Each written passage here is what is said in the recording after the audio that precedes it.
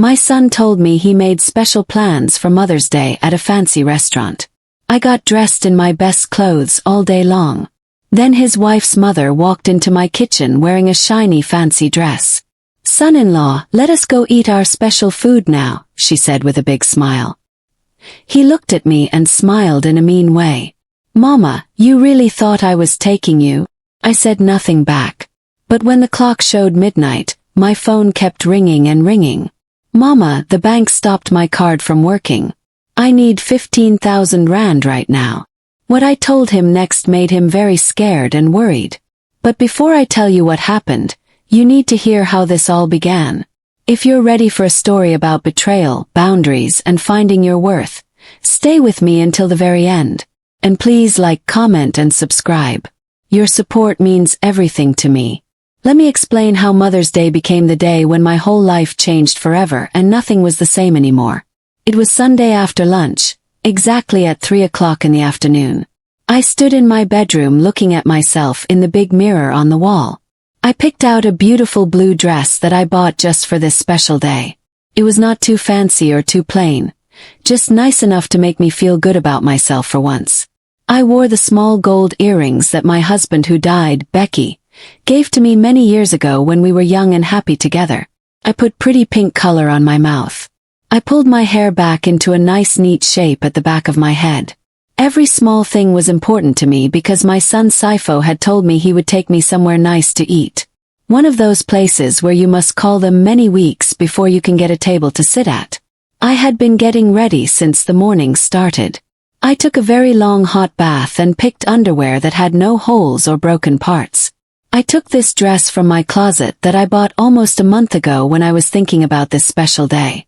I made sure there were no wrinkles by using the hot iron very carefully on every part.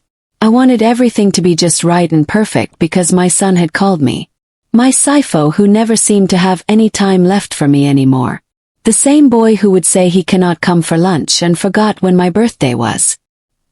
He called me himself on the phone to say he made a special booking at a restaurant. He wanted to spend this day with me. He said this year would not be like all the other years. And I believed what he said. Oh my, how much I believed his words. I looked at my face in the mirror one more time. 63 years looked back at me from the glass. Lines around my eyes and dark spots on my hands from getting old. But I looked nice. I looked like a mother who was going to eat dinner with her son somewhere special. Like a woman who still mattered to someone. I walked down the stairs in my house very slowly and carefully. My knees hurt and do not work like they did when I was young. But on this day I did not even feel any pain at all. I felt happy and nervous like a young girl waiting for her very first special date with a boy. The clock on the wall said 10 minutes before 4 o'clock. Saifo told me he would come get me exactly at 4 o'clock. So I sat down on my living room chair with my purse sitting on my legs. I waited to hear his car pull up outside my house. Everything was so quiet in my home. That kind of quiet that became my friend every single day since my husband Becky got sick and died 4 years ago. That quiet that only stops when I turn on the TV to hear people talking or when Saifo calls me on the phone to ask me for something he needs. But today, the quiet felt different than usual. It was a quiet that was full of hope and excitement, full of thinking that maybe, just maybe, my son remembered that I am still here and alive. I heard a car engine making noise outside. My heart jumped inside my chest and beat very fast. I stood up quickly and made my dress look smooth and neat. I checked that my purse had my wallet and my keys and everything I needed inside. But the car just drove past my house. It was not him coming for me. I sat back down on the chair. I looked at the clock again. 5 minutes after 4 o'clock, then 10 minutes, then 15 minutes past 4 o'clock. Saifo always came late to everything. That was nothing new to me. I told myself not to worry in my head. The roads probably had too many cars on them. He was surely driving here right now. At 4:30, I heard another car coming down the street. This time it stopped right in front of my house where I live. I got up very fast and grabbed my purse tight. I walked toward my front door ready to go. But before I could even open the door myself, I heard people talking and laughing outside my house. It was not just Saifo alone out there. I opened my door and what I saw made me feel confused and lost. There was my son standing there. Yes, he looked so tall and handsome in his nice black suit that fit him perfectly. But he did not come by himself. Next to him getting out of the front seat was his wife Refilwe. And behind both of them, getting out from the back seat, another person was stepping down onto the sidewalk. It was Doreen, Refilwe's mother, and my son's wife's mother. She was not dressed in regular clothes.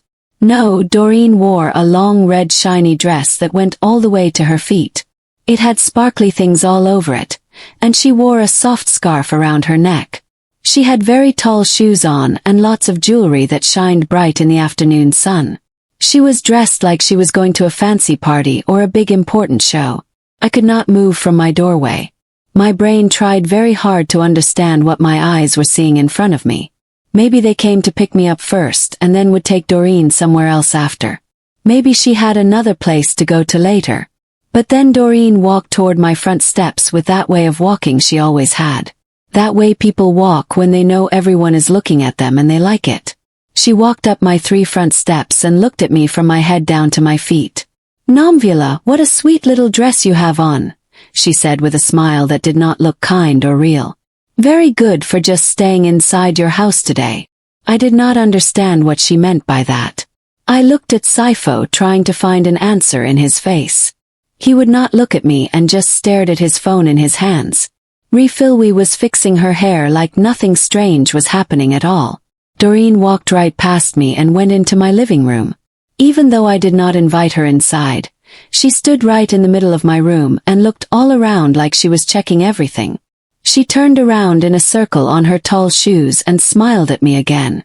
"Son-in-law, I am all ready for our dinner tonight," she said while looking at Saifo, who had just walked in behind her.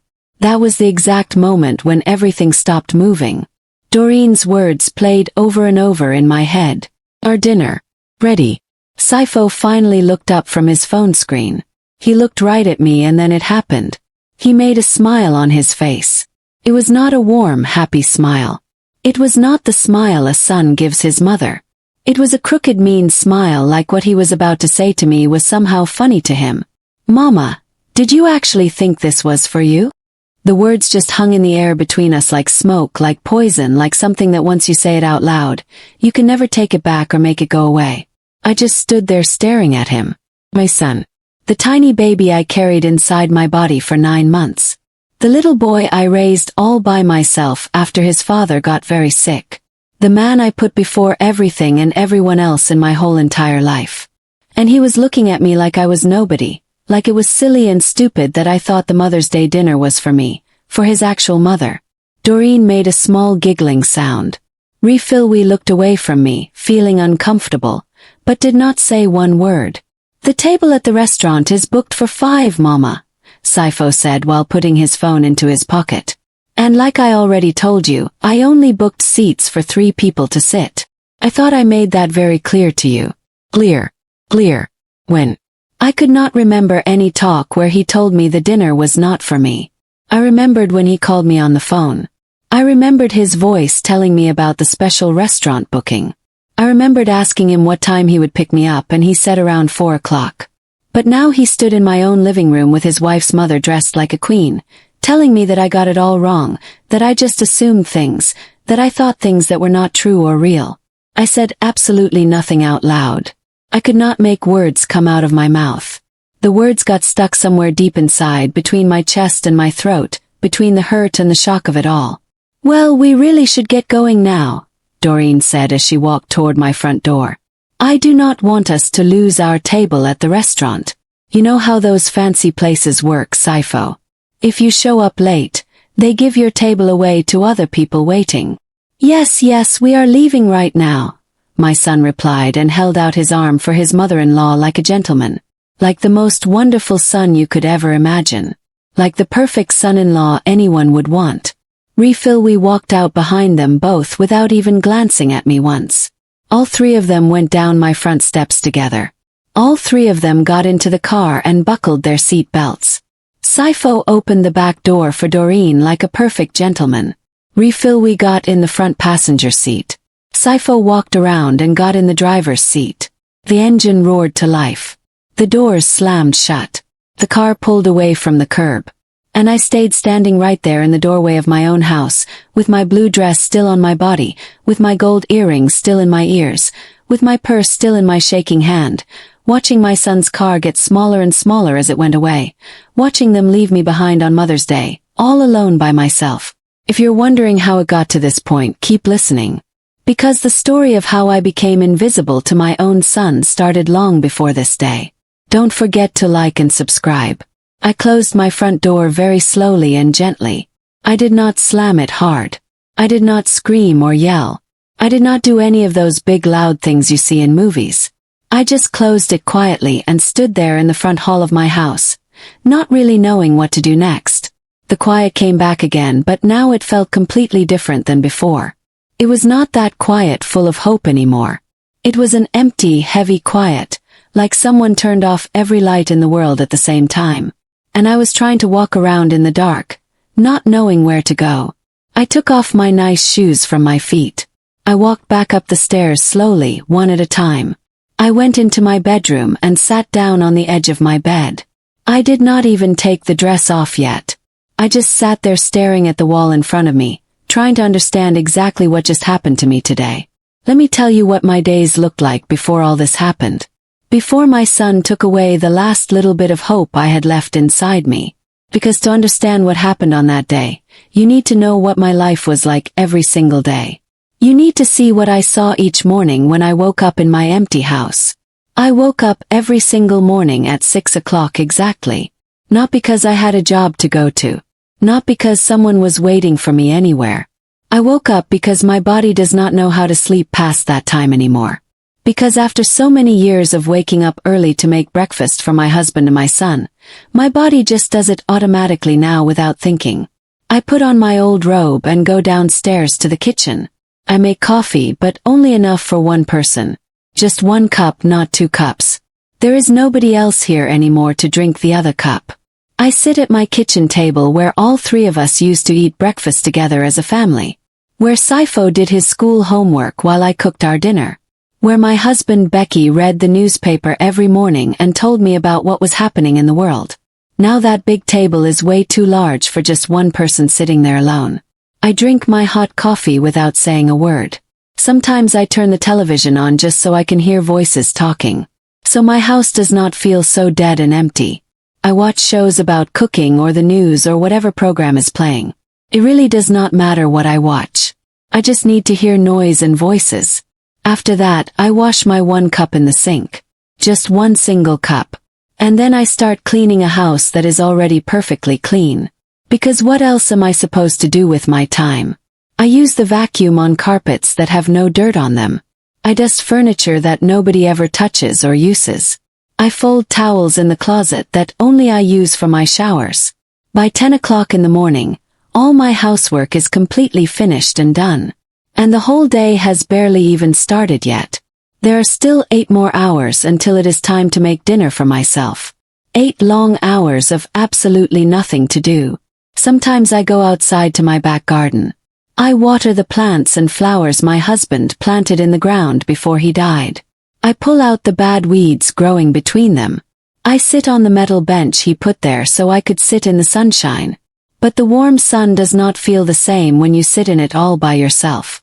Other times I drive my car to the grocery store. I walk up and down the aisles very slowly, taking my time with everything because I am not in any hurry at all. Because nobody is at home waiting for me to come back. I buy things I do not really need just so I have a good reason for leaving my house. A bag of oranges even though I still have some. Fresh bread when I have bread at home. More soap even though I already have 4 bars in my bathroom. The ladies who work at the cash register know who I am now. Mrs. Kumalo, how are you feeling today? They ask me with kind smiles. I am doing fine, I always tell them back. Always fine. Because what else can I say to them? That I am lonely. That my son never calls me anymore. That some days I go from morning to night without speaking to another human being. I drive back home carrying my shopping bags inside. I put everything away in the cupboards and the refrigerator. And then I keep on waiting. Waiting for the telephone to ring. waiting for it to be Sifo calling to say he is coming over to visit me, that he will stop by to have lunch with me, that he needs something, anything at all, any reason or excuse to see my son's face. But the phone almost never rings anymore. And when it does ring, it is almost never him calling. The calls are from banks trying to sell me credit cards I do not want. They are recorded robot voices trying to sell me insurance. They are wrong numbers from strangers. Hello, is Thandao there? They ask. No, nobody named Thandao lives at this house. I tell them. Oh, sorry, they say and hang up fast. And I am left holding the phone in my hand, wishing so badly it had been my son. Wishing I could hear his voice saying, Mama, how are you? On Wednesday mornings, I drive to the farmer's market in town. I walk slowly between the tables covered with fresh fruits and vegetables. I say hello to the ladies who have been selling there for many years. We shop at the same places and know each other now. We talk about the weather outside, about how expensive tomatoes are now, about how everything costs more money every single day. They are also alone just like me. Widows and divorced women. Women whose children grew up and moved far away. We know each other without needing to explain. We understand what it feels like to wake up in an empty house. We know what it is like to cook dinner for only one person. We know how much it hurts deep inside. On Friday afternoons, I clean my house even deeper than usual. I wash the curtains hanging on the windows. I dust places where there is not even any dust. I organize my closets that are already perfectly organized. I keep myself busy doing things because if I stop moving, if I just sit down doing nothing, the sad thoughts come into my mind. And those thoughts hurt me so much. I think about my husband and how different life was when he was still alive. About how the house felt so full of life back then. About how there was always someone to talk to. Someone who asked me how my day went. Someone who noticed if I looked sad or upset about something. I think about Sifo when he was a small child. About how he used to run through this house making noise. About how he would hug me tight when he came home from school. Mama, Mama, look what I made today, he would shout, and I would drop whatever I was doing to look at his drawings, to listen to his stories, to show him that he was the most important thing in my whole world. When did everything change so much? At what exact moment did I stop being important to him? Maybe it was when he met Refilwi and fell in love. Maybe it was when they got married and started their own family together. Maybe it happened so slowly over time that I did not even notice it happening until it was already too late to fix. The phone calls got shorter and shorter. His visits became less and less. My birthdays got forgotten. His promises got broken over and over. Everything changed little by little, like water dripping on a rock. Eventually it makes a deep hole even though each drop is tiny. But I kept waiting anyway. I kept believing things would get better somehow. That my son would remember I am still alive. That he would realize his mother was sitting at home waiting for him. Always waiting no matter what. Because that is what mothers do, is it not? We wait. We forgive. We make excuses for them. He is just very busy, I told myself over and over. He has his job and his wife and his own life now. It is normal for children to grow up and leave. That is just how life works. But there is a big difference between a child growing up and leaving home and a child making you feel invisible, like you do not exist. There is a difference between having your own life and treating your mother like she does not matter anymore. And I started to feel that difference every single day of my life. In every phone call that never came. In every promise he did not keep. In every time I had to call him first because I knew if I did not, he would never call me at all. Hello, my son. How are you doing? I am very busy right now, Mama. I will call you back later. And later never came. Are you coming over for lunch this Sunday? Cannot come, Mama. We already have other plans. What kind of plans? Just plans, Mama. I will tell you about them later. And he never told me anything. Your birthday was 2 days ago. Did you get my text message I sent? Yes, Mama. Thank you so much. Sorry I could not call you. Work was crazy that day. And I was left standing there with words stuck in my mouth, with a birthday cake I bought from the store, hoping that maybe, just maybe, he would show up to surprise me. I got used to celebrating everything alone by myself. My birthday, Christmas Day, New Year's Eve. I sat alone watching the fireworks on my TV from my living room couch. I lifted my glass of apple juice in the air. Happy New Year, Nomvula, I said to myself. And I kept hoping that next year would be different, that Saifo would remember me next year, that he would want to spend time with me next year. But the years kept passing and nothing changed. Or maybe things did change. They changed and got worse. Because now when he did call me, it was only when he needed something from me. Mama, can you watch our dog this weekend while we go away? Mama, do you still have that recipe for your chicken soup? Mama, can you send me some money just until I get paid? And I always said yes to everything. Always. Because it was the only way he still needed me. The only way to still be a part of his life. Even if it was just as someone useful. As someone who solves his problems. As someone who gives and gives without expecting anything back. Except I did expect something back. I expected that one day he would see me for real. That he would appreciate me. That he would realize everything I had done for him. Everything I had always done since he was born. Please like, comment, and subscribe if this story is resonating with you. Your support helps me continue sharing these important stories. I raised Saifo all by myself during the last years when my husband was dying slowly.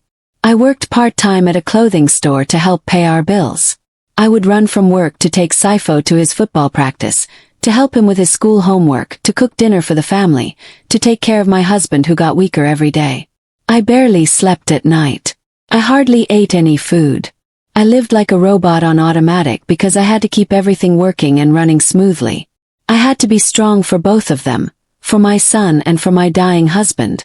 When my husband finally died, Saifo was only 16 years old. I promised him he would have everything he needed, that we were going to be okay together. And I kept that promise. I worked 2 jobs at the same time. I gave up everything for myself. I forgot I even existed so he could go to university, so he could have a career and a future, a better life than I ever had. And he did it. He graduated from university. He got a really good job. He met Refilwi and they got married. He has a beautiful house now, brand new car, expensive clothes, trips to fun places. But somewhere along that path to success, he forgot who helped him get there. He forgot all the nights I stayed awake sewing clothes for other people to pay for his school. He forgot all the times I ate pap and beans all week so he could have good meat for dinner. Or maybe he did not forget at all. Maybe he just did not care anymore. The hurtful things did not happen all at once.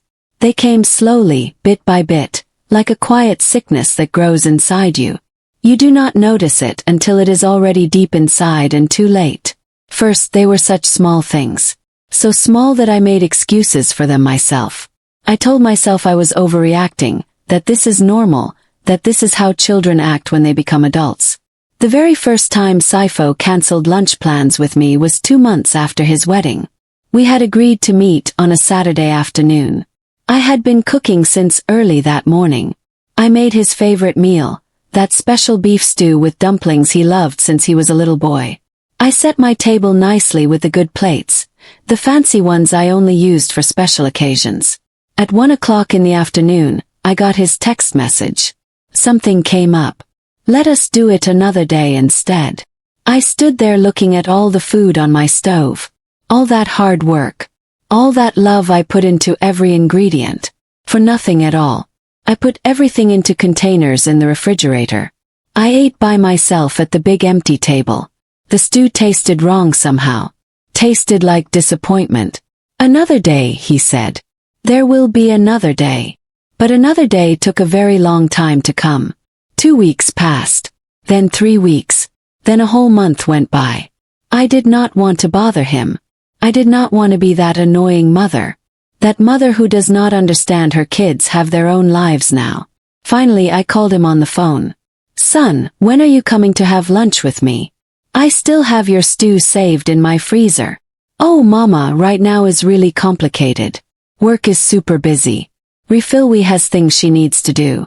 We will see. We will see. Those 2 words became his answer for absolutely everything I asked. Are you coming for my birthday this year? We will see, Mama.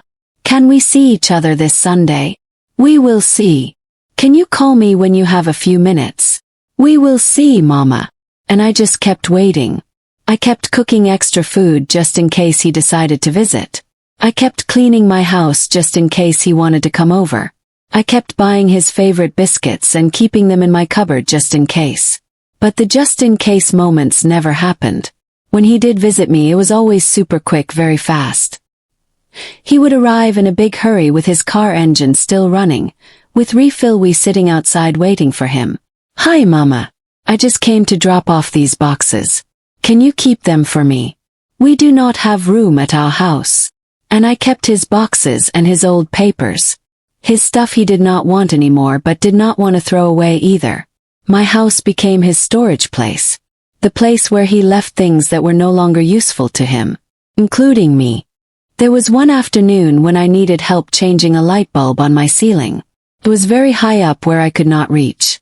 Called Sifo for help. Son, could you come help me change a light bulb? It will only take 5 minutes. Mama, I am driving right now. I will call you back in a little while. He never called me back. Not that day. Not the next day. The light bulb stayed broken and dark for 3 whole weeks until I asked my neighbor's teenage son to help me. A 19-year-old boy who did not even know me. But he had more kindness than my own son. I paid him 50 rand for 5 minutes of work. He did not want to take my money, but I made him. At least somebody deserved a reward for helping me.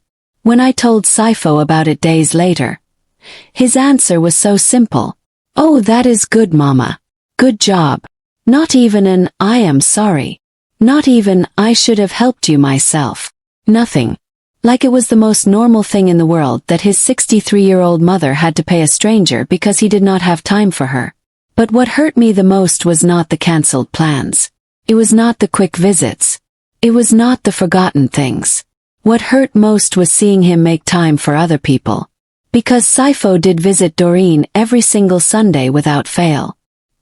He went to his mother-in-law's house with flowers in his hand, with bottles of wine, with presents wrapped in pretty paper. He stayed there for many hours. They ate lunch together. They talked and laughed. I know because one time I drove past Doreen's house on a Sunday afternoon. It was not on purpose. I was driving home from the store and there was Sifo's car parked right in front of her house. Refill was sitting in the garden. Sifo was helping Doreen dig holes to plant new flowers. I stopped my car on the corner and hid behind a big tree. I watched them. I watched him do everything he no longer did with me. Smiling, laughing, being present and happy. I kept driving before they could see me standing there. I did not want them to know I saw them. I did not want to look like the jealous mother. The sad, pathetic mother spying on her own son. But that picture stayed stuck in my head. Sifo planting flowers in Doreen's garden. Sifo who did not have time to change my light bulb. Who did not have time to eat lunch with me. Who was always too busy. Except he was not too busy at all. He was just too busy for me. The holidays were even worse than regular days. Christmas. New Year's. Easter. He always had plans already made. Always with Refill's family. We are going to be at my mother-in-law's house, Mama. Doreen already bought all the food. She already invited the whole family. We cannot cancel on her now. And what about me? I wanted to ask him. Am I not family too? Do I not count? But I did not ask those questions. I just said, okay, son. Have a good time. And I hung up the phone before he could hear my voice start to break. I spent every holiday completely alone. I bought a frozen dinner for one person from the store. I heated it up in the microwave. I ate it while sitting in front of the television, watching Christmas movies where families were all together, where mothers did not spend Christmas alone. And I cried. Oh my, how much I cried.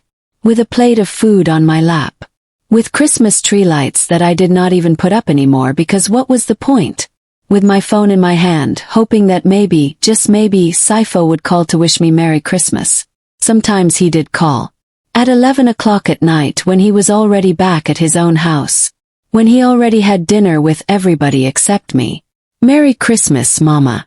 How did you spend your day? It was fine, son. Quiet. That is good. Well, I should let you go. I have work early tomorrow. Take care of yourself. You too, son. And then he was gone. And I was left holding those tiny crumbs of attention. Those 30 seconds of conversation.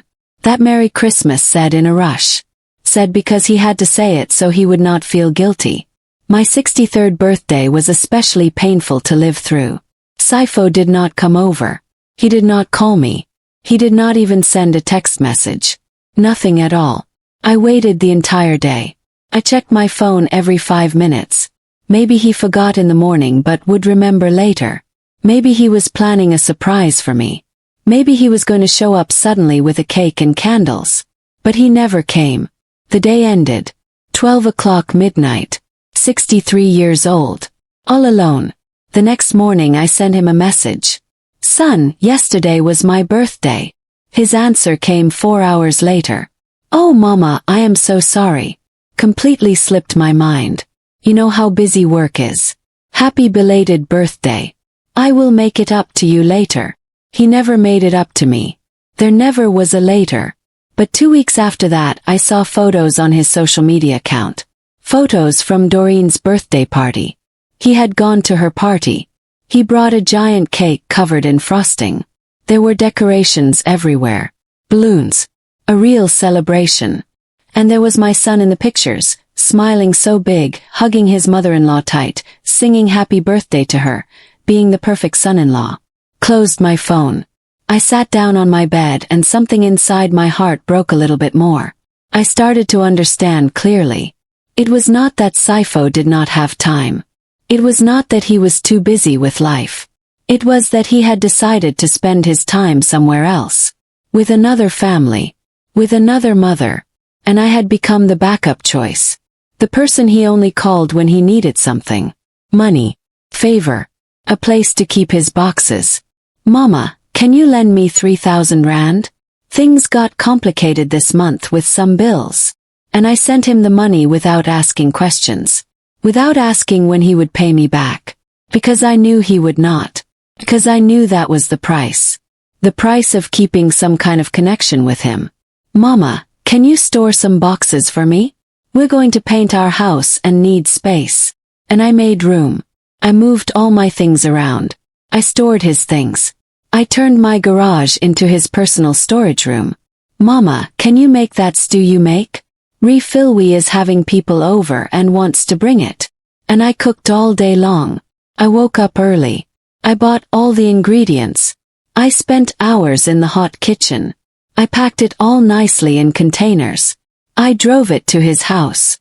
And they did not even ask me to stay. Thanks, Mama. I will give you money for the ingredients later. He did not give me the money later. But I never complained or said anything. Because complaining meant pushing him further away from me. It meant being the problem mother. The mother who does not understand. The bitter, angry mother. And I did not want to be that kind of mother. I wanted to be the mother he wanted to visit. The mother he wanted to spend time with. Not because he had to. Not because he needed something. But because I really mattered to him. But every day it became more clear. That was never going to happen. Stay with me because what happened next changed everything. Like, comment, and subscribe to support this channel. It was 4 weeks before Mother's Day when everything changed. Or at least when I thought things had changed for the better. It was a Thursday afternoon. I was in my kitchen making dinner just for myself like always. Plain white rice and a piece of grilled fish. Nothing special. When you cook for just one person you stop trying hard anymore. Does not make sense to try. The phone rang loudly. I looked at the screen. Sifo. My heart did that silly jump it always did when I saw his name. That jump of hope. Of maybe this time will be different. Hello, son. Hi, Mama. How are you doing today? Something in his voice sounded different. Warmer. More present. Like when he was a little boy coming home happy from school. I'm fine, son. How are you? Everything good. Yes, Mama. Everything is really good. Hey, I was calling to tell you something important. I sat down on a kitchen chair. My hand shook a little bit holding the phone tight. I do not know why exactly. Maybe because it had been so long since he called just to talk. Just to tell me something. Not to ask for a favor. What happened, son? Is everything okay? Well, you know Mother's Day is coming up soon, right? Of course I knew. I had been waiting for it with mixed feelings. Hoping maybe this year would be different. Scared it would be the same as all the years before. Alone. Well, Mama, I want to do something really special this year. I made a reservation at a really nice restaurant. One of those fancy places where you have to book your table weeks and weeks ahead of time. I stayed completely silent. I did not dare to interrupt him. I did not dare to even breathe too loud. Because if this was what I thought it was, if finally my son was inviting me to celebrate with him, I did not want to ruin it. Yes, Mama. Are you still listening to me? Yes, son. I am listening. Well, that is it. I made the reservation for Sunday. The restaurant is called the Pearl Garden. It is a French place. Very fancy. And elegant. They have a special menu just for that day. The Pearl Garden. I knew that place. I had walked past it before when I went downtown shopping. It had big windows and white tablecloths. Well-dressed people going in and out. It was the kind of place I had never been inside. Too expensive. Too fancy for someone like me. That sounds wonderful, son. Yes, Mama. And well, I wanted to let you know early so you have time to get ready. You know, get dressed up nicely and everything. Was he telling me to dress up? To get ready? This was real. This was actually happening. My son was inviting me to dinner. To a fancy place. On Mother's Day. After so many years of being forgotten. Of broken promises. Of lonely celebrations. Finally he remembered me. Of course, son. What time would we go? I will pick you up around 4. The reservation is at 5. But I want to get there a bit early. You know how bad traffic gets on Sundays. 4 o'clock. My house. He was coming to get me. Perfect, son. I will be ready and waiting. All right, Mama. See you then. Take care. You too, son. And thank you. Really. Do not mention it, Mama. See you Sunday. He hung up the phone. I sat there with the phone still in my hand, looking at the black screen, repeating the conversation in my head, making sure I heard it correctly, that I did not misunderstand anything at all. My son had invited me to dinner. To a fancy restaurant. For Mother's Day. I stood up from the chair. I turned off the stove. I was not hungry anymore.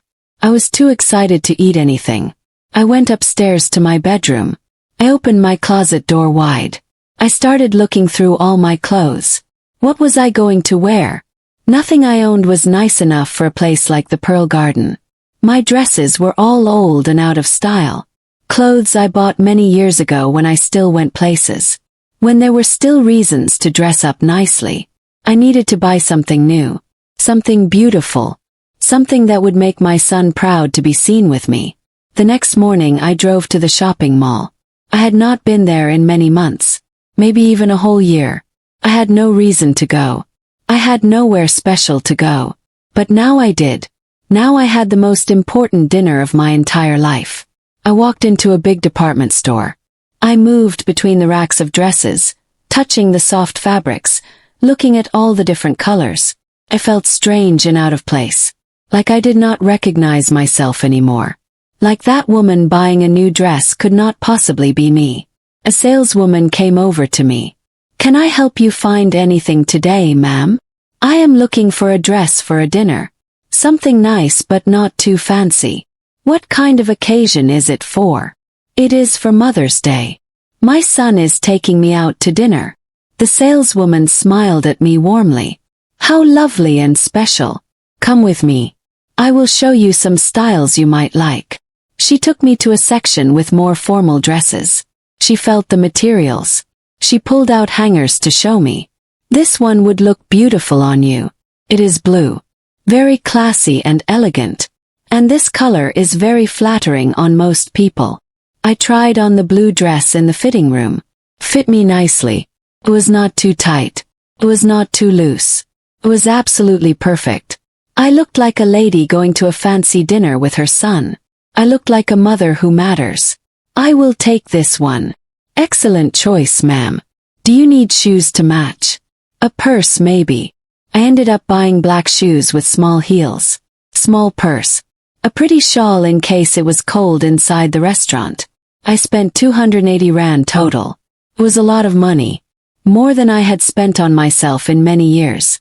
But it was worth every cent. This night was worth everything. I spent the next few days getting ready mentally. Thinking about what I would talk about with Saifo during dinner. About how we would make up for all that lost time. About how maybe this was the beginning of something new. A different relationship. Better. I told my neighbor Thandi about it. She was one of the few people I still talk to. A lady my age who also lived alone. Who also had children who rarely visited. Thandi, my son is taking me to dinner on Sunday. To a very fancy restaurant. Oh Namvula, that is so wonderful. I'm so happy for you. It was about time that boy remembered his mother. Yes, Thandi. I feel like things are really going to change now. I feel like he finally understood that I need attention too. That I also exist. I hope so, Namvula. You deserve that and so much more after everything you have done for him your whole life. Her words filled my heart with hope. I deserved this. I deserved my son seeing me. Valuing me. Spending time with me. On Saturday, I cleaned my entire house from top to bottom. Even though it was already clean. It was already spotless. But I needed to do something. I needed to burn off all that nervous energy I had inside me. I washed my hair with special shampoo. I did a treatment I bought just for this. I painted my fingernails. I plucked my eyebrows. Every detail mattered so much. I wanted to look good. I wanted Saifo to see that I made an effort. That this was important to me. Sunday morning I woke up very early. At 6 o'clock in the morning I was already awake. Even though I did not need to get ready until the afternoon. I ate very little breakfast. I was too nervous. My stomach felt like a ball of nerves. I spent the morning watching television without really paying attention to what was on. I looked at the clock every 5 minutes. Time moved so slowly. So painfully slowly. At 2 o'clock in the afternoon, I started getting ready. I took a long shower calmly. I put lotion all over my whole body. I dried my hair carefully. I pulled it back into that elegant style I had practiced in the mirror. I put on my new blue dress. My new black shoes. My gold earrings. Put on light makeup. I did not want to look overdone. I just wanted to look nice. Like a mother going out with her son. I looked at myself in the mirror. And for the first time in such a long time I liked what I saw. I looked like someone with value. Like someone who deserves to be taken to a nice place. I went downstairs to my living room. I sat down with my purse on my lap. It was 3:30. Any minute now. Any minute my son would arrive. Any minute this new chapter would begin. I waited. And watched out the window. Listening to every car that drove past. Wondering if it was him. Wondering if he was close. At 25 minutes before 4, my heart started beating faster and faster. Almost here. He was almost here. And then I heard it. The engine. The car stopping right in front of my house. I stood up quickly. I grabbed my purse tight. I took a deep breath. This was it. This was finally happening. I walked toward my front door. I put my hand on the doorknob. Smiled. Opened it. And that was when my entire world fell apart and crashed. Because it was not just Saifo standing there. It was Saifo with Refilwi. And with Doreen. And Doreen was dressed like she was going to meet the president. Her dress was gold and long and shiny. It had sparkly sequins that reflected the sunlight. She wore a silk scarf draped over her shoulders. Tall high-heeled shoes. A pearl necklace that probably cost more than my entire house. Her hair was styled perfectly. Her makeup looked like it was done by a professional. And there I was. Standing in my doorway with my blue mall dress. With my small-heeled shoes. With my little purse. Looking exactly like what I was. A mother who had tried her best. A mother who had believed. Doreen walked up my front steps like she was walking on a fashion runway. with that confidence that only people who never doubt their place in the world have. She looked me up and down slowly and smiled. Namvula, what a cute little dress. Very appropriate for staying at home today. The words hit me like stones. Staying at home. Why would I be staying at home? I was going to the dinner. Saifo had invited me. He told me to get ready. To dress up nicely. I looked at my son, seeking an explanation. Some sign that this was a misunderstanding. That Doreen was confused. That obviously I was going. But Saifo did not look at me. His eyes were glued to his phone. Like whatever was on that screen was more important than his mother standing at the door, waiting to go to dinner with him. Doreen walked right past me. She entered my living room without asking if she could. Like it was her house. Like she had every right. She stood in the center and turned around slowly, looking at everything, judging, finding it all lacking. We came in behind her. At least she looked uncomfortable. She gave me a quick, weak smile. That smile you give when you know something is very wrong, but you do not have the courage to say it out loud. Saifo was the last one to enter my house. Finally he put his phone away. Finally he looked at me. And I saw something in his eyes I had never seen before. Or maybe it had always been there and I just never wanted to see it. Complete indifference. Total lack of caring. Doreen turned toward him. Son-in-law, I am all ready for our dinner tonight. I do not want us to be late. You know how those places are. If you arrive late, they give away your table. Our dinner, she said. Our dinner. Like it was something they had planned together. Like she was the special guest.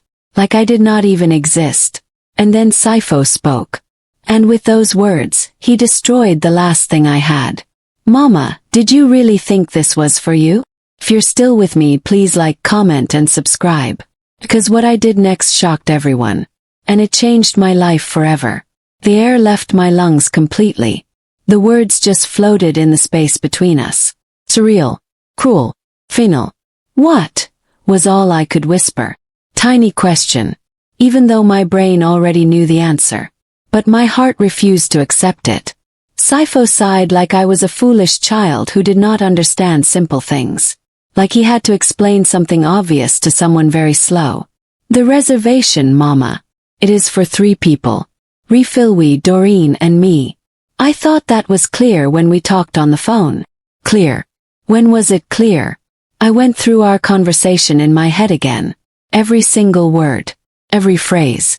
I made a reservation for Mother's Day. Get ready and dress up nicely. I will pick you up at 4. In what part of that conversation was it clear that I was not invited? In what part did he tell me the dinner was for his mother-in-law instead of his actual mother?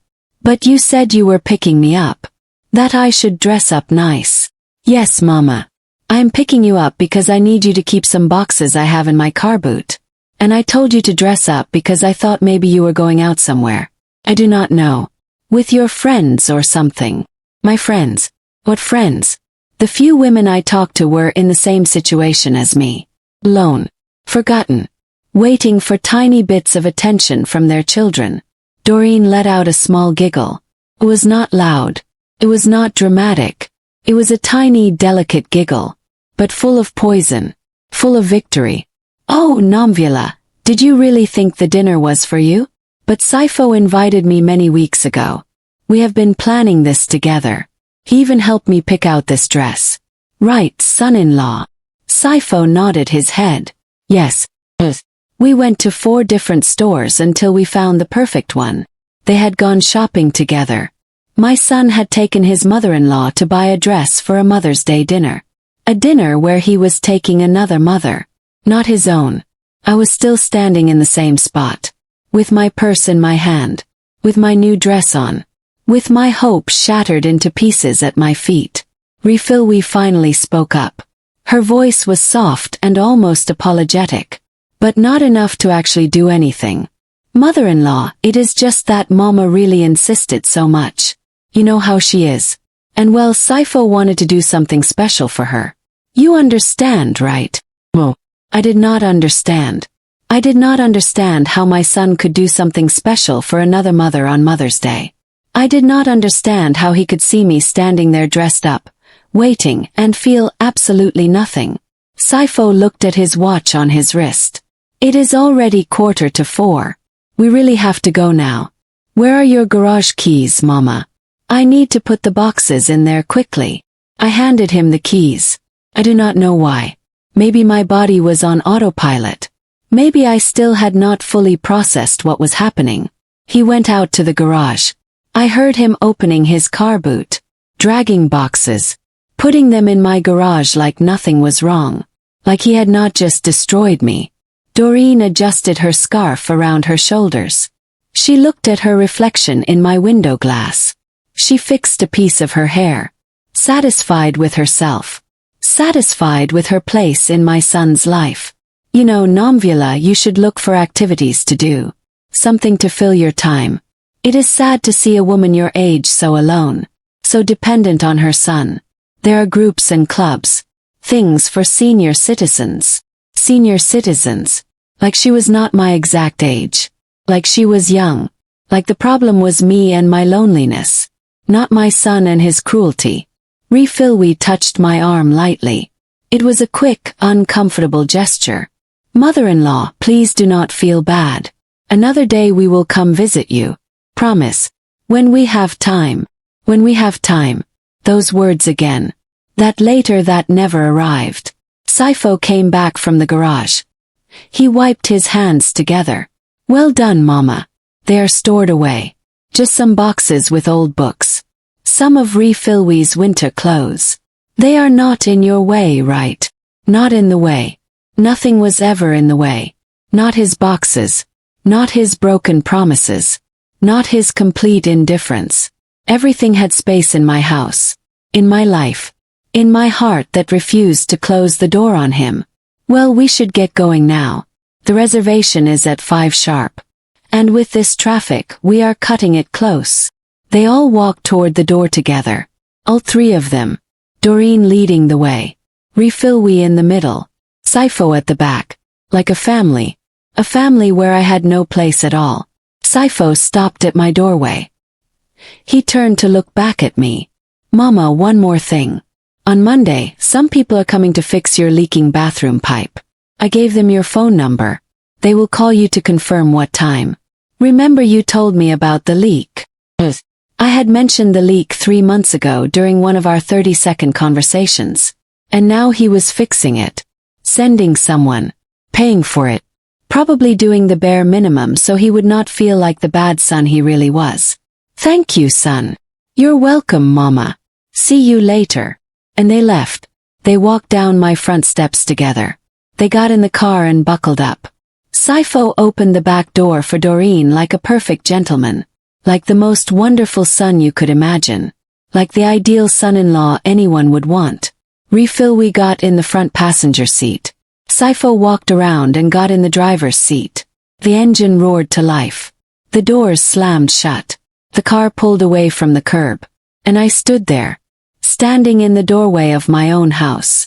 With my blue dress still on my body. With my gold earrings still in my ears. With my purse gripped tight in my shaking hand. Watching the car get smaller as it drove away. Watching them leave me behind. On Mother's Day. Completely alone. I closed my front door very slowly and gently. I did not slam it hard. I did not scream or yell. I did not do any of those big loud things you see in movies. I just closed it quietly and stood there in the front hall of my house. Not really knowing what to do next. The quiet came back again. But now it felt completely different than before. It was not that quiet full of hope anymore. It was an empty, heavy quiet. Like someone turned off every light in the world at the same time. And I was trying to walk around in the dark. Not knowing where to go. I took off my nice shoes from my feet. I walked back up the stairs slowly. One at a time. I went into my bedroom and sat down on the edge of my bed. I did not even take the dress off yet. I just sat there staring at the wall in front of me. Trying to understand exactly what just happened to me today. My neighbor Thandi came to my door. She must have seen everything. She knocked softly. When I opened the door, she took one look at my face and pulled me into a hug. Namvula, come inside. Let me make you some tea. We sat in my kitchen. She held my hand. And finally the tears came. Not quiet tears. Deep sobs. Painful and raw. Like everything I had kept buried inside for years was finally coming out all at once. This is not right, Thandi said firmly. What your son did to you is not right. You do not deserve this treatment. I know, Thandi. And what are you going to do now? Had no idea. In that moment, I had no clue what I was going to do. I only knew that something inside me had changed forever. Something had broken into pieces. Or maybe something had woken up after sleeping for years. I do not know, Thandi. But something has to change. This cannot continue like this anymore. She nodded her head in agreement. She handed me a tissue. I wiped my wet face. I took off my earrings. I let my hair down from the style. Thandi stayed with me until it got completely dark outside. Until she was sure I was okay. Or at least okay enough to be left alone. When she finally left, I went upstairs to my bedroom. I took off the blue dress very carefully. I hung it back in my closet. I would probably never wear it again. It would always remind me of this day. This terrible humiliation. I put on my old comfortable pajamas. Got into my bed. And I stared at the ceiling above me. Thinking. Feeling. Deciding. I did not sleep at all that night. I stayed awake staring at the ceiling. Listening to the silence of my empty house. Feeling how something deep inside me was transforming. It was not anger I felt. It was not hatred. It was something much deeper. More definitive. It was clarity. For the very first time in many years, I saw things exactly as they really were. Not as I wanted them to be. Not as I had convinced myself they were. But as they truly were in reality. My son did not love me. Or if he did love me, it was such a small love. So insignificant that it changed nothing at all. It was the kind of love you feel out of obligation. Out of habit. So people do not see you as a bad son. But it was not the kind of love that moves you to action. That makes you spend time. That builds real presence. And I had spent years and years begging for that love. Justifying it. Waiting for it. Believing that one day it would change. That one day he would wake up and realize he had a mother. That one day he would value me. But that day was never going to come. Because Saifo did not want it to come. Because for him things were perfect exactly like this. A mother who always said yes. Who never complained. Who was always available. Who stored his stuff. Who lent him money. Who cooked when he asked. Who accepted the tiny crumbs he threw her. Why would he change something that works so well for him? I got out of bed when the sun started to rise. There was no point staying in bed anymore. I went down to the kitchen. I made coffee. I sat at my table. And I made a decision. I was not going to cry anymore. I was not going to beg anymore. I was not going to wait anymore. I was not going to be that pathetic mother who accepts anything just to keep a relationship with her son. If Saifo wanted to treat me like I did not matter, fine. But I was not going to make it easy for him anymore. I finished my coffee. I went up to my room.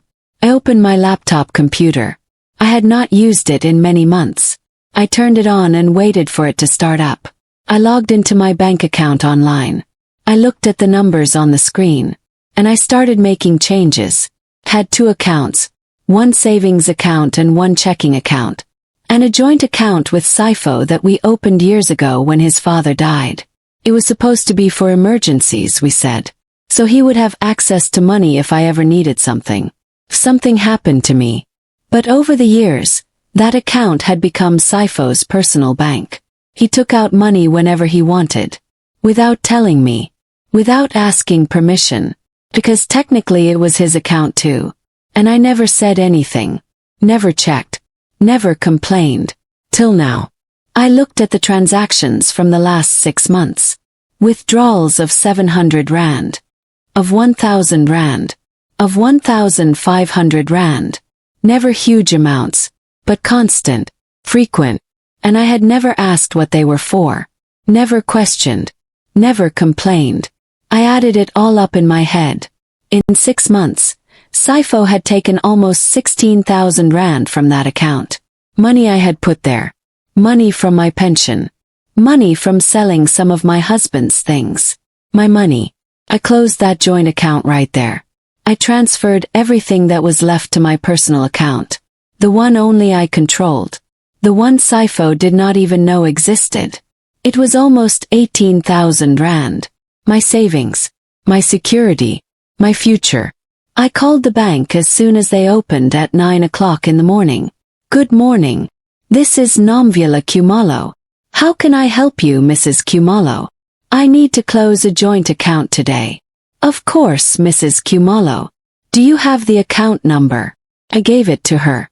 The woman on the phone checked her computer. I see this is a joint account with Saifo Kumalo. Does he agree to close the account? It is my money. I opened that account. I've been putting money in it. And I want to close it today. I understand, ma'am. I just need you to come to the bank branch to sign some papers. Can you come in today? I will be there in 1 hour. Perfect. I will be waiting for you. Hung up. I got dressed in simple clothes. A shirt. Comfortable shoes. Nothing special. I was not dressing up for anyone. I was not preparing for anything. I was just doing what I needed to do. I arrived at the bank. A woman at a desk helped me. She was young. Maybe 30 years old.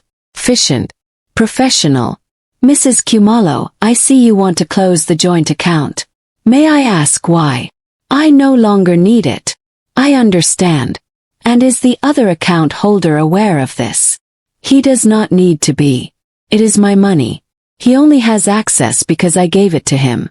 But I do not want him to have it anymore. The woman nodded. She asked no more questions. She printed papers. She passed them to me. I signed them. 5 minutes later, the account was closed forever. I also want to make another change. I have an extra credit card in my son's name. I want to cancel it immediately. The woman typed on her computer. Yes, here it is. It is an authorized user card on your main account. Are you sure you want to cancel it?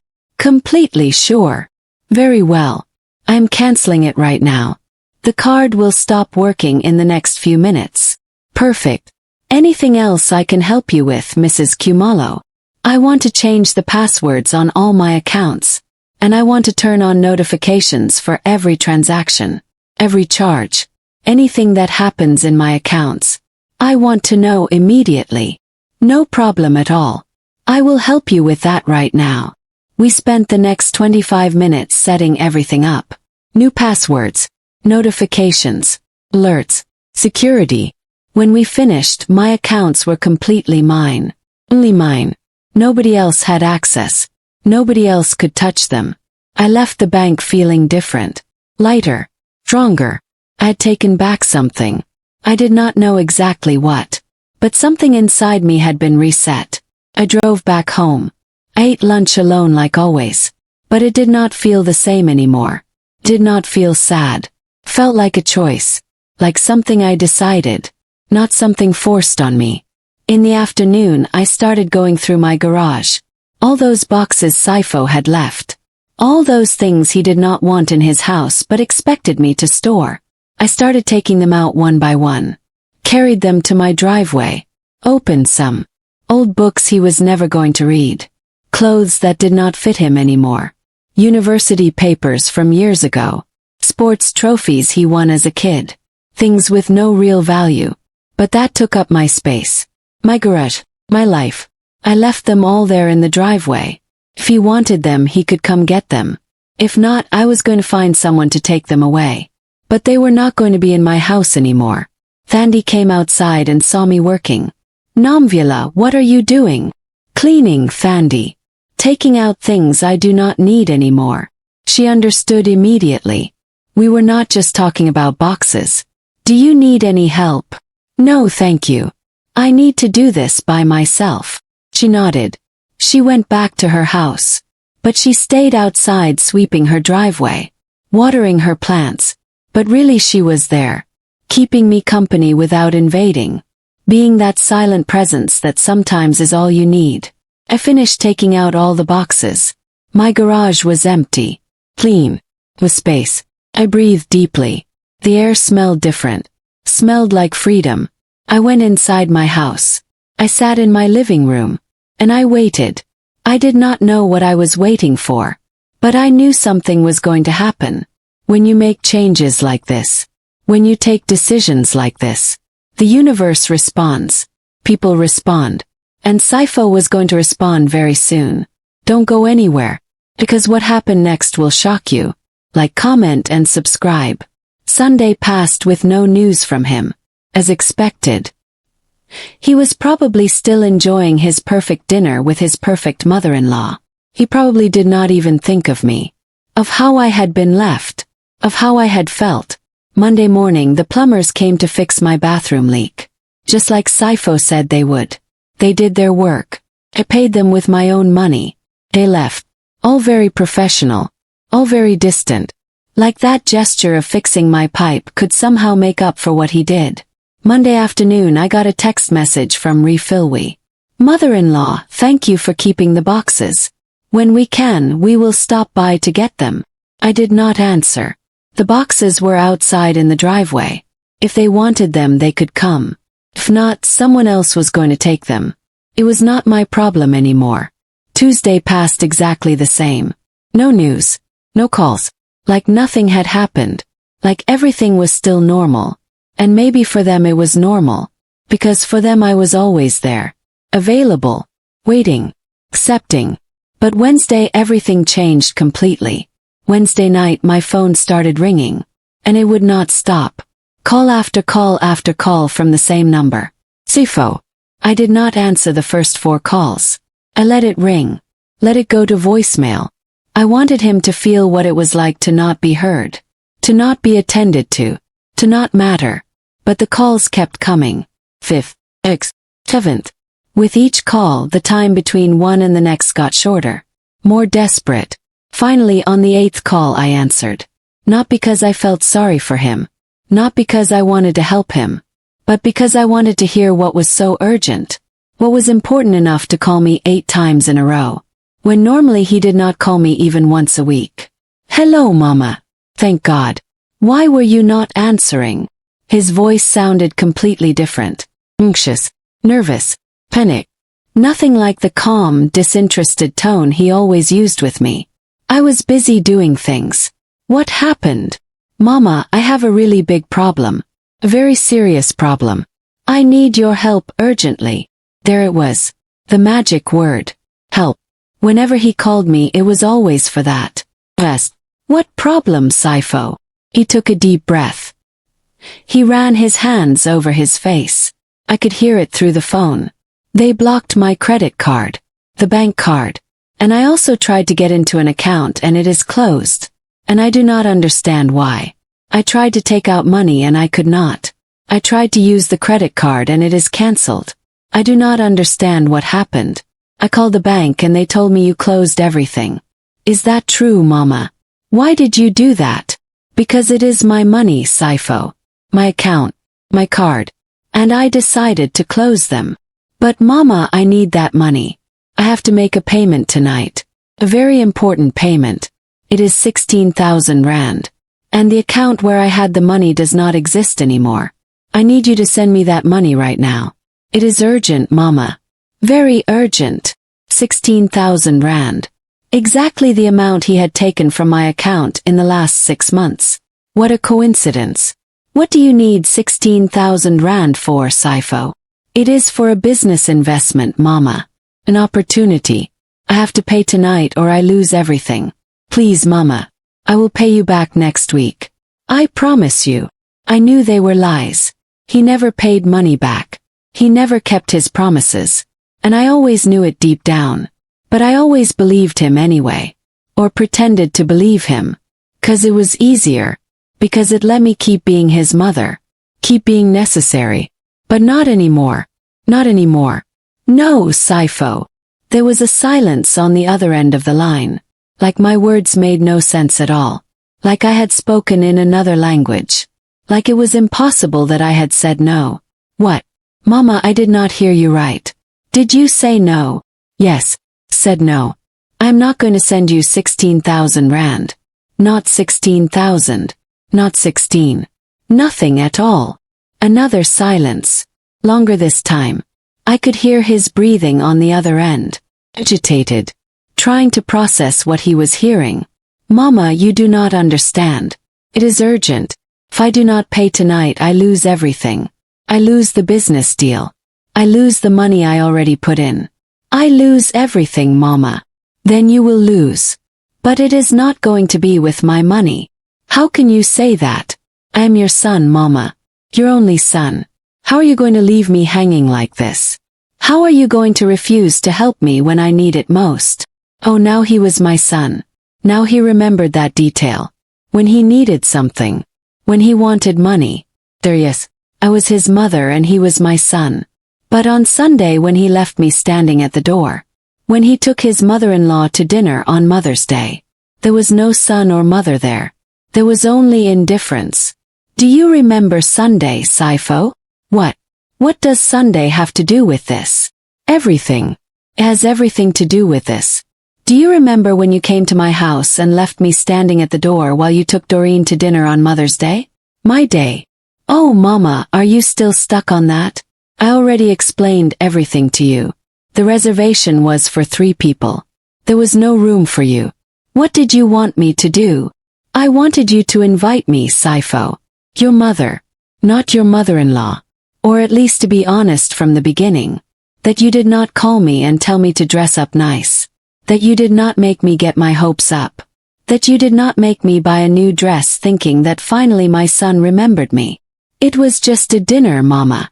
It is not that big of a deal. You are exaggerating everything. I am not exaggerating, Saifo. And now I understand perfectly.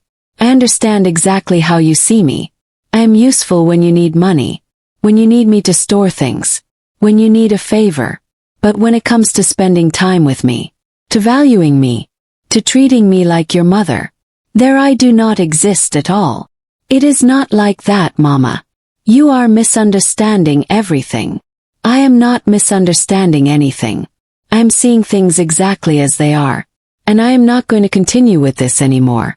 I am not going to keep being your personal bank. Your storage unit. Your mother of convenience. Mama, please do not do this to me. I really need that money. I truly need it. If I do not pay tonight, they are going to take me to court. I'm going to have serious legal problems. Is that what you want? To see your son with problems? If you have legal problems, it is because you created them. Not me. You made decisions. You made commitments. And now you have to face the consequences like an adult. But you are my mother. Mothers are supposed to help their children always. No matter what happens. Yes, mothers help their children.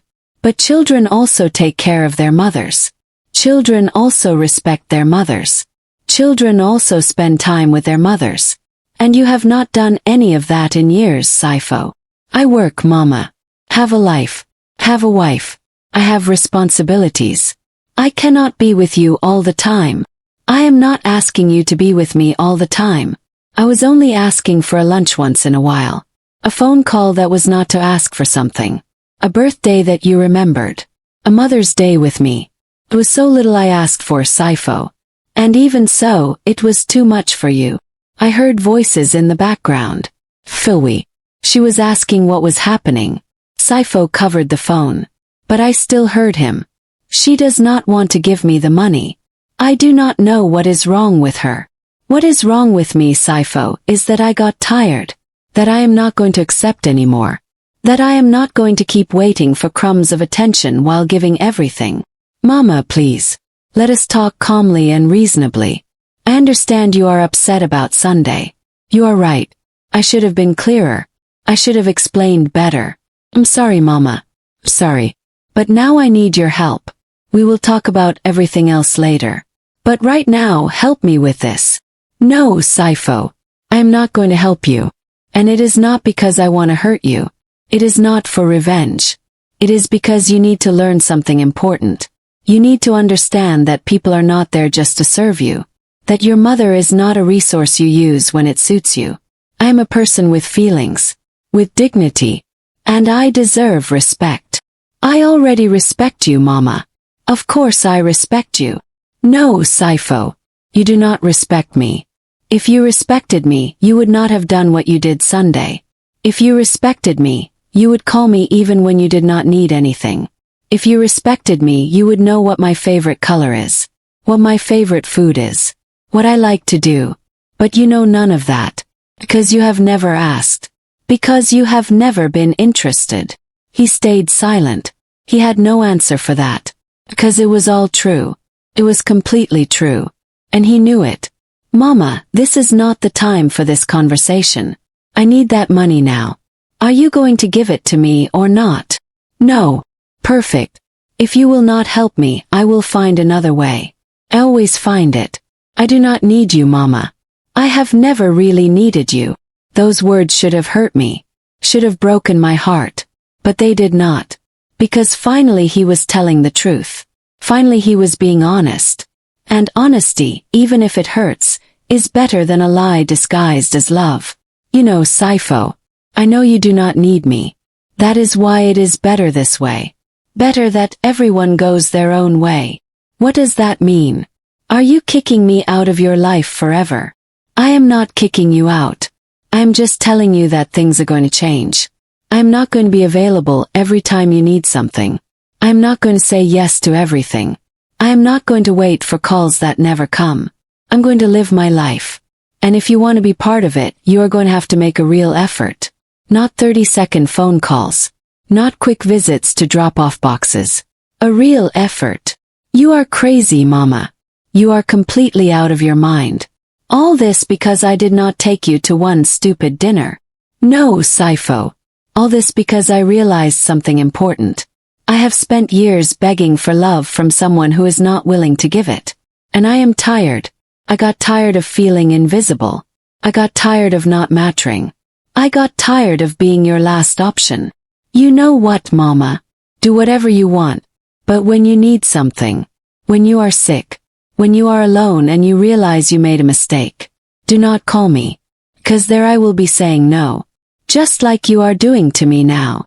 That is fine, Saifo. It is a risk I am willing to take. And I hung up. I turned off my phone completely. I put it down on the table. And I sat there in the silence of my living room. My hands trembled a little bit. My heart was beating fast. But I was not scared. I was free. For the first time in years I had said what I felt.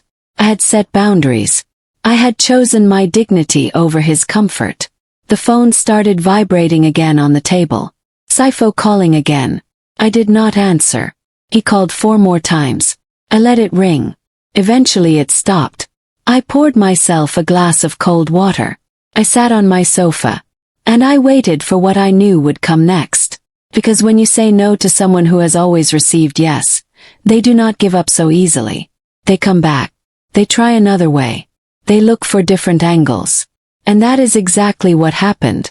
30 minutes later I got a text message from Refilwi. Mother-in-law, please. Saifo is desperate. He really needs that money. I do not know what happened between you two. But please help him. I beg you. I did not reply. 5 minutes later another message. This one longer. Explaining that the business was real. That it was a unique opportunity. That if they did not pay that night they lost everything. That please I should consider helping them. That she herself would pay me back little by little if necessary. I did not reply to that one either. The messages kept coming. From Refilwi. From Saifo. From another phone number. Each one more urgent than the last. Each one with different promises. We will pay you back in 1 week. In 2 weeks. In a month. With interest. Whatever you say, Mama. I turned off my phone completely. I did not want to keep reading. I did not want them to make me doubt. Because I knew if I kept reading, if I kept listening, maybe my old habit of giving in would return. And I could not allow that. Not now. Not after coming so far. I went to bed early that night. And I slept. I truly slept better than I had slept in many months. Because I was not waiting for a call. I was not checking my phone. I was not thinking about what else I could do to earn my son's love. I simply slept. In peace. In silence. Alone. But not lonely. Because finally I had myself. And that was enough. Like, comment, and subscribe if you're still with me. Because the ending will surprise you. I woke up Thursday morning feeling strange. Not bad. Just different. Like I had walked through a door and could not go back. And I did not want to go back. For the first time in a long time, the future did not scare me. Made me curious. I turned on my phone. 41 missed calls. 23 messages. All from Sifo and Refilwe. I did not read them. I deleted them all. I blocked their numbers. If they wanted to talk to me, they would have to come in person. They would have to make the effort. Ate breakfast calmly. Fresh fruit. Toast. I sat at my table and enjoyed every bite. I was not in a hurry. I did not have to be waiting for the phone. I did not have to be available for anyone except myself. At 11 o'clock in the morning, I heard a car park outside. I looked out the window. It was Sifo. He came alone this time. His face looked exhausted. Red eyes. Like he had not slept at all. He got out of the car and walked toward my door. He rang the doorbell once. 3 times. I did not open immediately. Took my time. I finished my tea. I wiped my mouth.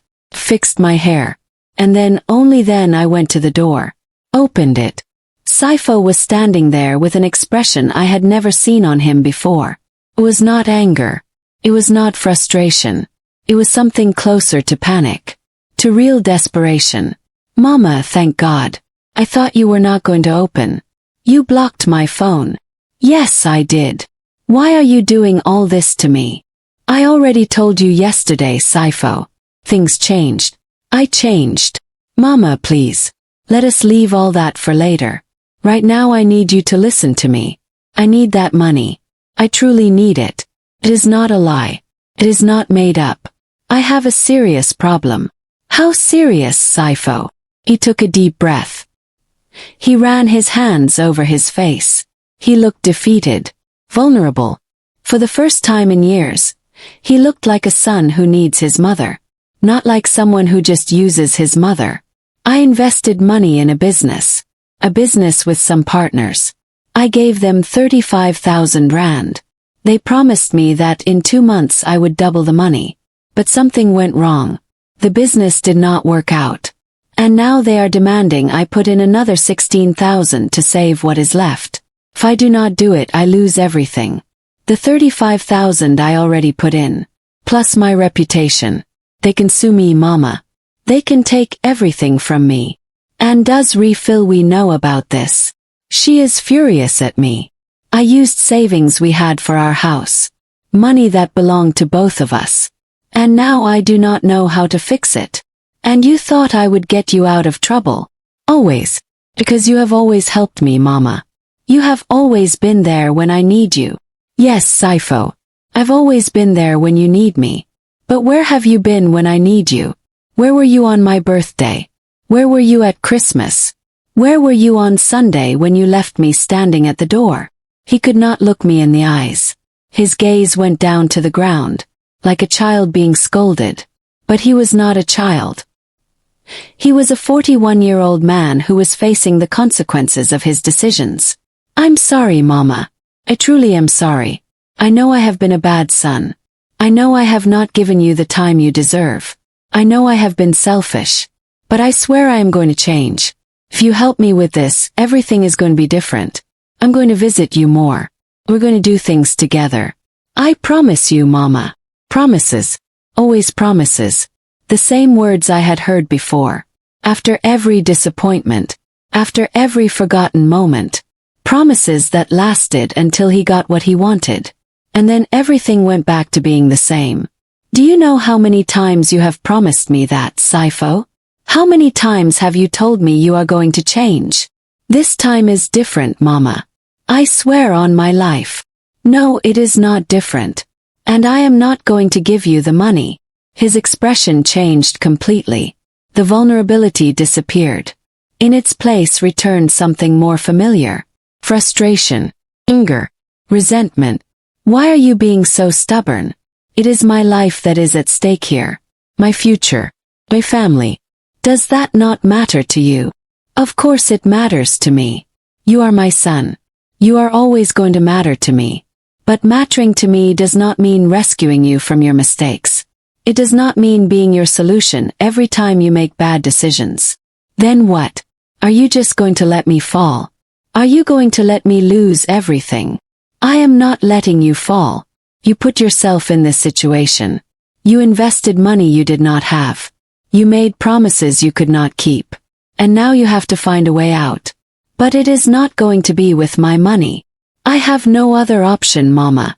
If you do not help me, I do not know what I am going to do. Is that what you want? To see me destroyed? I want to see you learn, Saifo. I want you to understand that actions have consequences. I want you to grow up. Because you keep acting like a child who expects Mama to fix everything.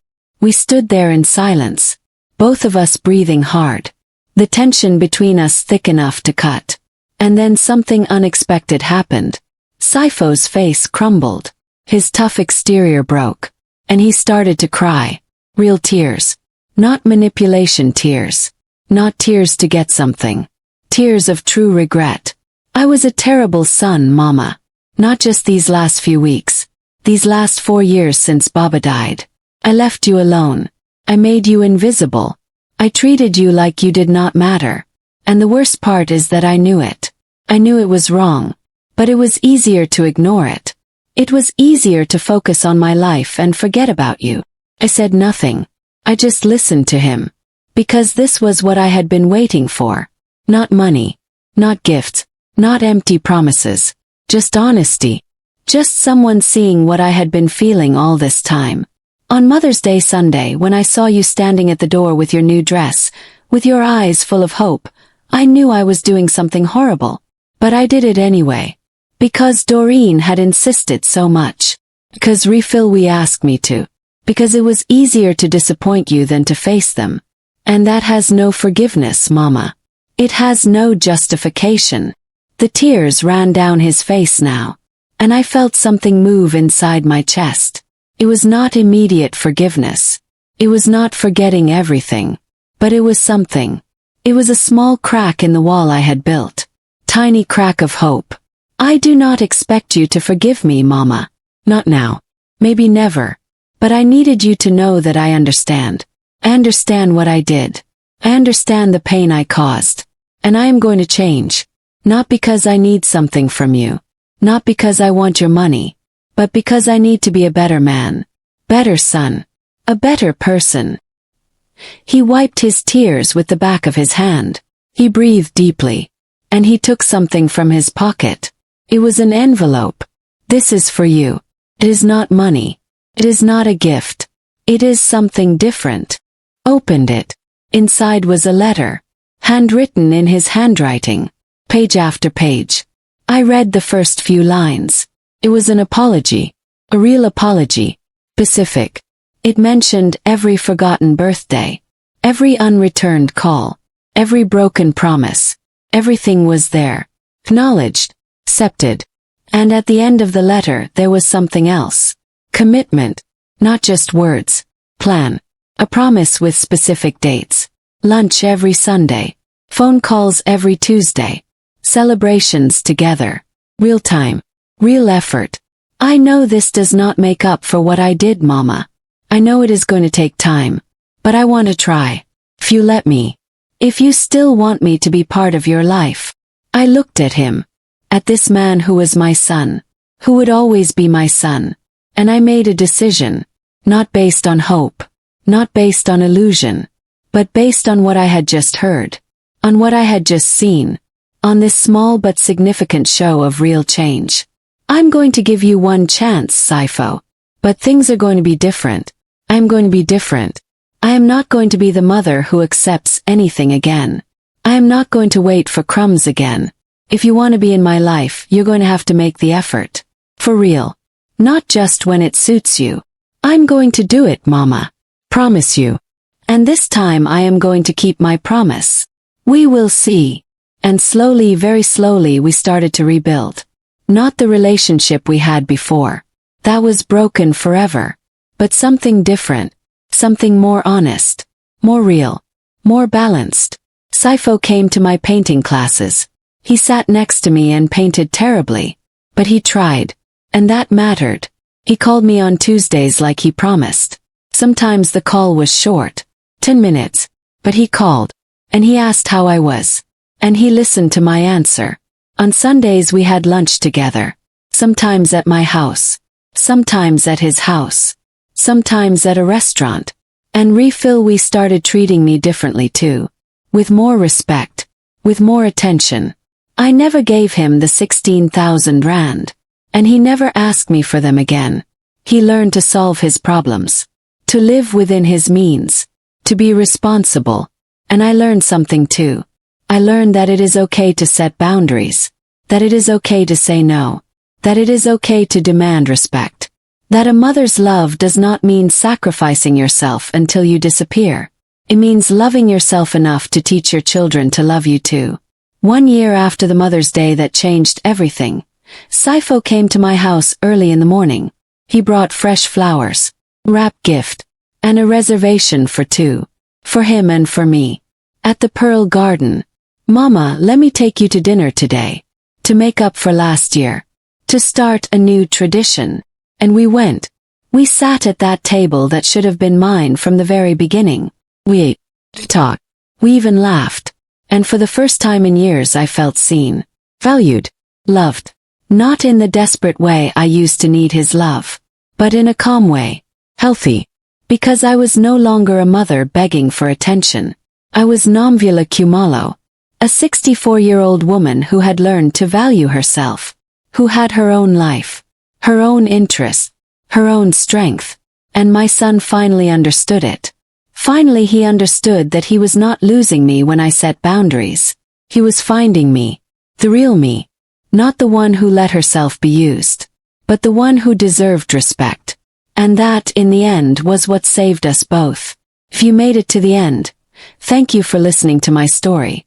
Please like, comment and subscribe. And tell me in the comments, if you were in Nomvula's place, would you have done the same? Would you have said no to your child? I read every comment and I would love to hear your thoughts. Remember, loving yourself is not selfish. Setting boundaries is not cruel. And sometimes the greatest act of love is teaching others how to love you properly. Thank you for watching. And I'll see you in the next story.